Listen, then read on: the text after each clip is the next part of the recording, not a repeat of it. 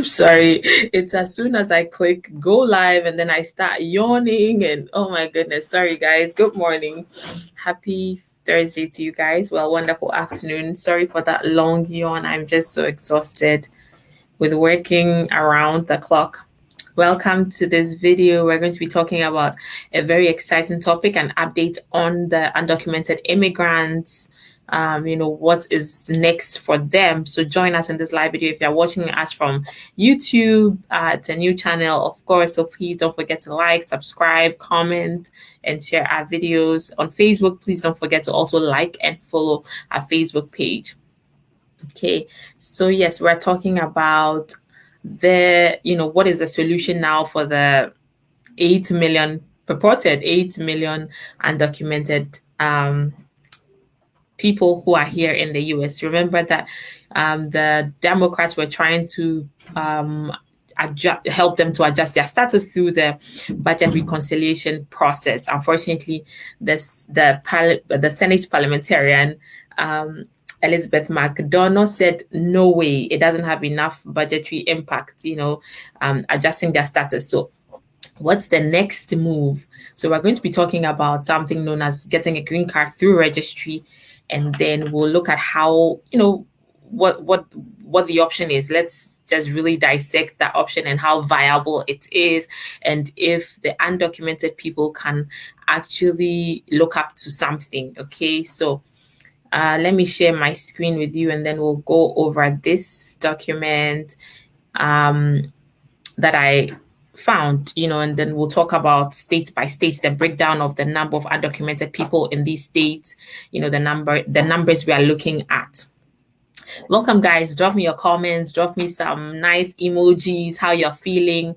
Convert it into an emoji and drop it right here. I'll be interpreting your emojis and just connecting with you when I start reading the comments. So let's start here. So, of course, the Senate parliamentarian said that no, the temporary protected status people, the dreamers, the essential workers, which includes farm workers, they cannot adjust their status, from undocumented to green card holders through a budget reconciliation process, because essentially the budgetary the policy impact dwarfs the budgetary impact of including an immigration reform in a budget reconciliation. So no way, it's not happening. So there's a new strategy. Well, the Democrats are thinking of actually resorting to green card through registry, which is, of course, already in the Immigration and Nationality Act.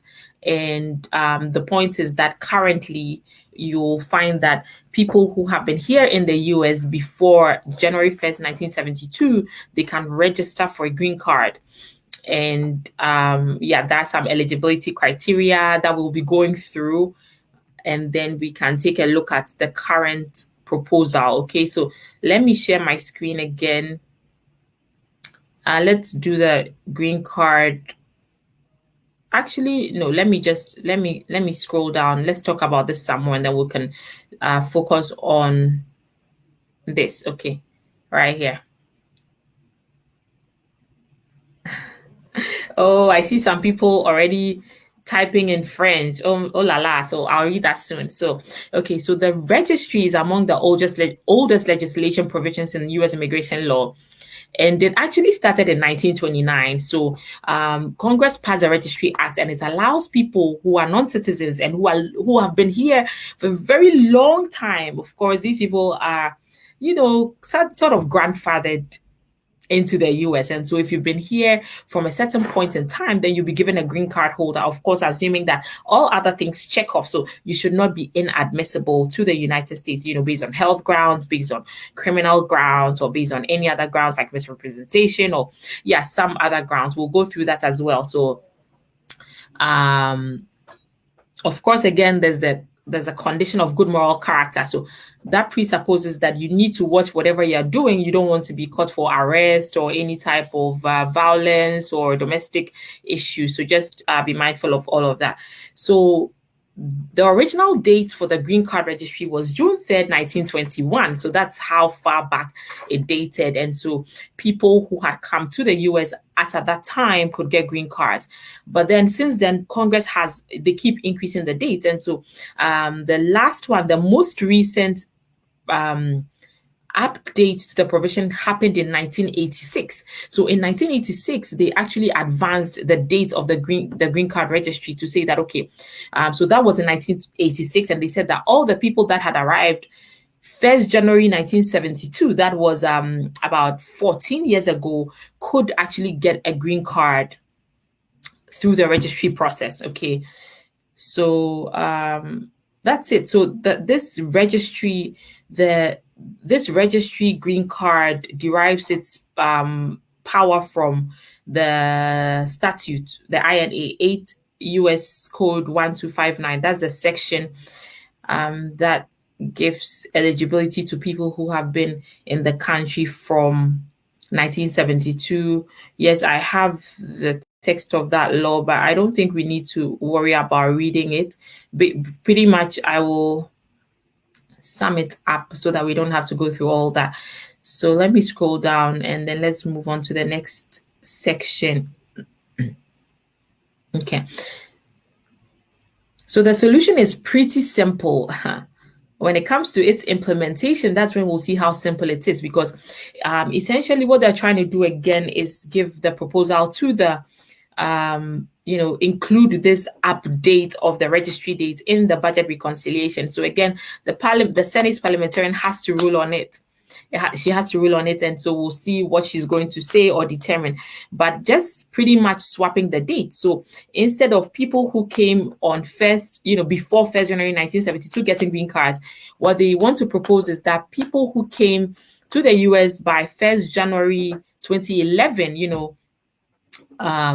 should get green cards, and they are estimating that it's about 6.7 million, 6.8 million people who will be affected.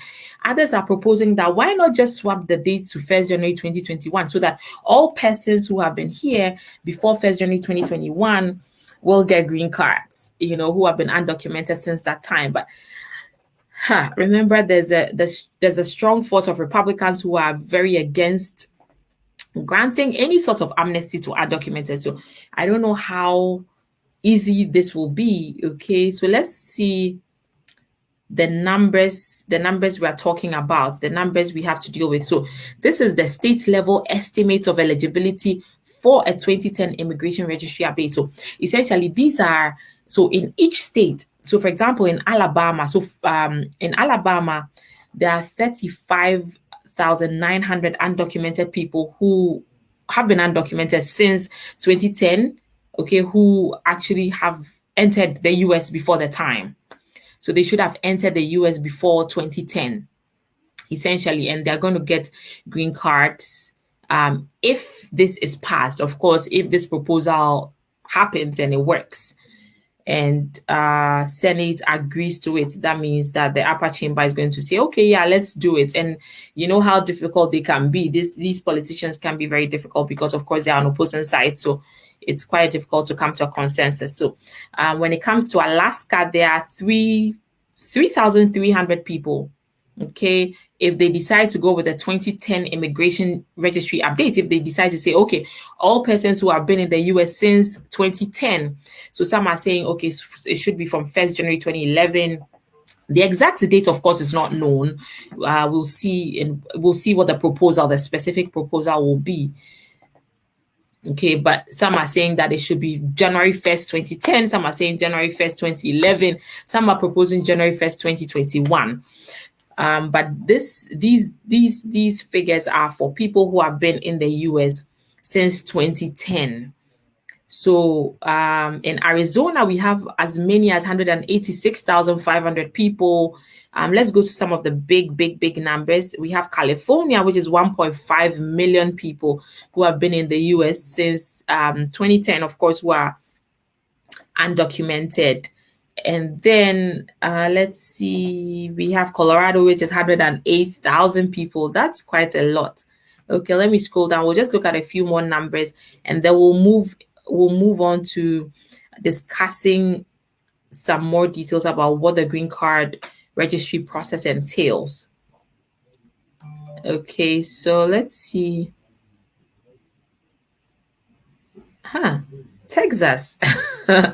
Yeah, that reminds me of The joke, everything in Texas is big. Yep. They have 1.2 million undocumented people who have been here since 2010 in Texas. And then we have, let me look at Virginia, my state, of course, 164,200 people. We have Washington State, which is 179,500 people. Let's look at Maryland, and then look at maybe DC, and then if you want your state to be looked at, you can tell me, and then I can, we can take a look at what your state, the number of people that, oh my gosh, why am the screen just disappeared on me. Oh no. Okay, hold on, guys. Let me pull that up very, very quickly. This, yeah, working with technology is really can get really challenging sometimes. So right up, I've pulled it up. So I'm going to be sharing my screen again. We just had spoken about the Texas, which is 1.2 million. That seems to be, was it California, which is the largest? I'll verify again. Okay, I see Nana. Yeah, it says Boston. Yep, I'll check. Don't worry. Let's see. Boston.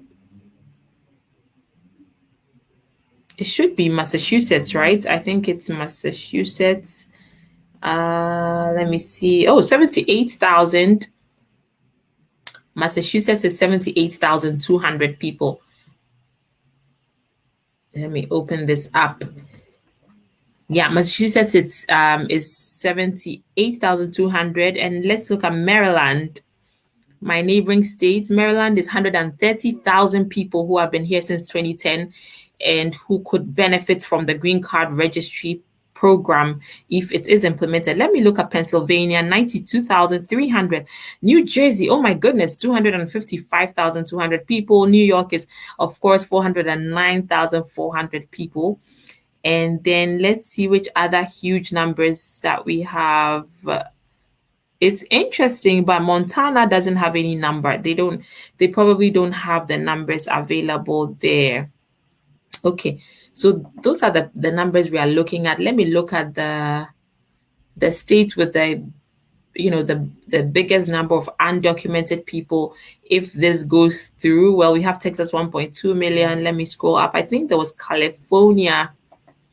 Yep, California is 1.5 million undocumented. Yeah, so those are the biggest states. And then I think New York, and then Florida. Oh my gosh, 416,900 people. That's a lot. And Illinois is 335,200 people. Okay, so guys, those are the numbers they will be looking at if they want to do the green card registry. They want to advance the date. Right there, you have the numbers. Now let's move on to talk about what the green card registry process is.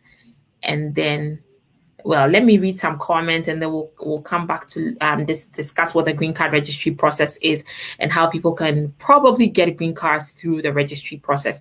So we have Robert Eliklim Soklaji. Hello, Robert. I hope you are doing great. No comment from you, but we see you commented.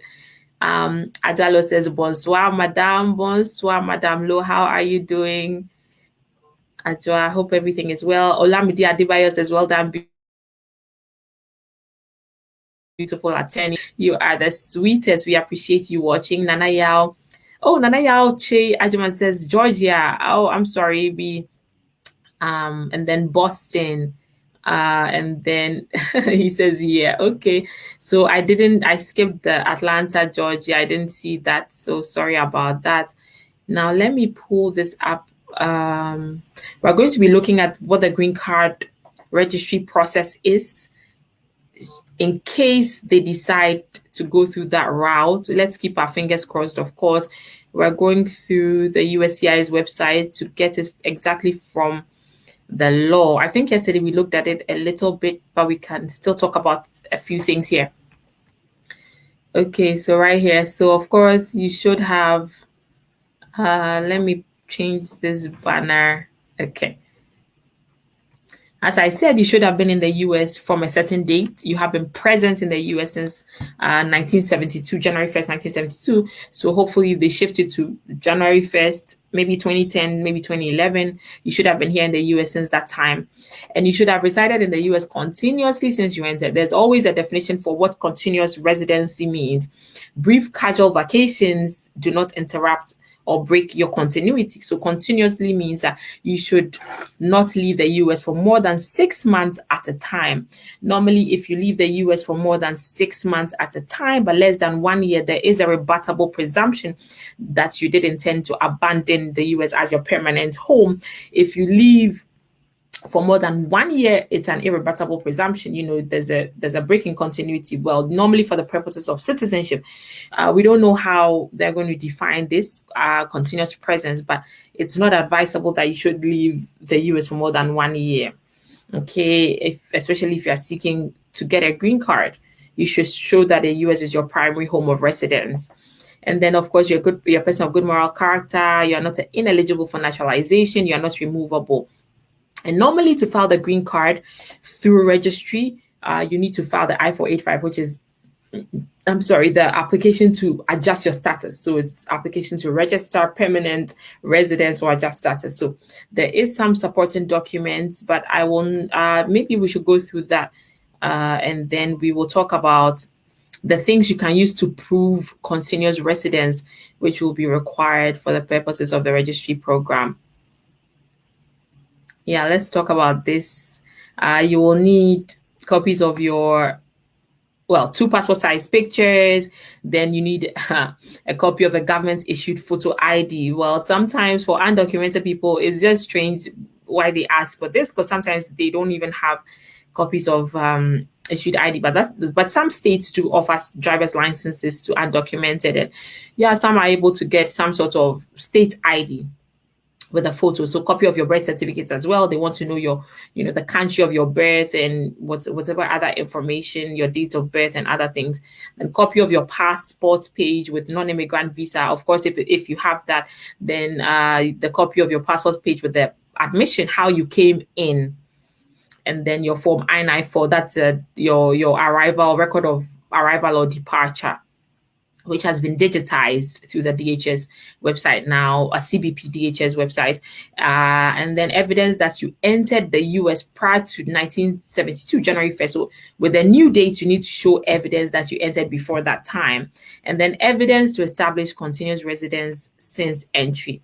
Okay. Of course, once you have that, you can also apply for work authorization and travel authorization. Remember, a green card, the whole point of a green card is to be able to let you work, travel, and live freely in the United States without hiding or just being scared of deportation. So let me remove this, and then let's look at the final documents that I want to discuss with you guys here. The final document is, I hope I find it. Yeah, I think I found it. Let me see if that will come up. Green card through registry right here. Okay, yeah. So we're going to be looking at the policy manual of the USCIS and be looking at the types of documents you need to establish. You need to provide.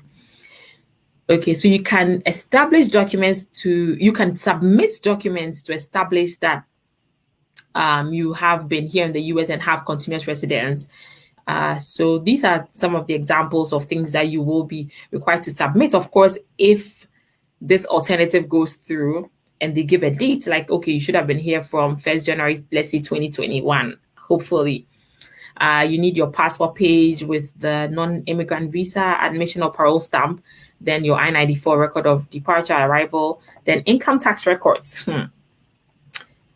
Just keep paying your taxes. If you're undocumented, you can still do the ITIN, ITIN. Go to the IRS website and see how you can pay your taxes, even though you are undocumented. America never rejects money, so please just try to pay your taxes if you can. And then mortgage deeds or leases, where you live, insurance premiums, policies for your car or health or life insurance. Medical records, birth, marriage certificate of your immediate family members. So if you have been here and you gave birth to a child in, let's say, 2009, clearly the child was born in, let's say, Illinois. Clearly you were here before 2009. I mean, yeah, because you gave birth at the time. So that will help to establish your presence, your continuous residence in the United States before a certain date. And then you need to, you can have medical records, bank records, school records. You've been in school, for example, receipts that will contain identifying information about the applicant. Okay, then census records, social security records, newspaper articles, articles concerning the applicant, and then employment records. So those are just examples. You don't need to have all these documents. These are just things that you will need to have. Of course, the more evidence, the better. But on the average, you should have as many as will establish that you have been here in the United States, showing your presence and your continuous residence. Well, of course, that will establish your entry and then your continuous residence in the United States. Okay. So guys, that's it. That's it about the green card, getting a green card through the registry process. And so that's what we're now anticipating, hoping that maybe that is going to work. I think the Democrats are doing a good job trying to push this issue and not giving up on it. So let's keep our prayers up and fingers crossed and hope that this alternative will not be rejected by the Senate, and all hands will come on board and see how these undocumented people can actually get an adjustment of status through the budget reconciliation process, which of course needs just a simple majority and not a super majority as is required in Senate voting 60 over 100. We don't have the 60 over 100 votes. We just have, the Democrats have 51, and of course I'm rooting for the reform so that undocumented people can get the help and the assistance that they need, to be able to live freely here in the US. And again, some of the arguments is that once this immigration reform happens through the registry process, people are going to be made to pay fees, and this will reduce the deficit. This will have a budgetary impact. So then again, that's where it comes in through the budget reconciliation. That's how it can make an appearance on there. Okay, so we have Mr. Francis Garbin who says, okay. Thank you so much for joining us, Mr. Francis Garbin. We really appreciate your support. So guys, call me 802-7800-564 if you need assistance with any type of U.S. immigration law matter. We represent immigrants in all 50 states throughout the United States, and we'll be happy to assist you. Please take care, stay blessed, and be safe. Have a wonderful rest of your day. Bye-bye.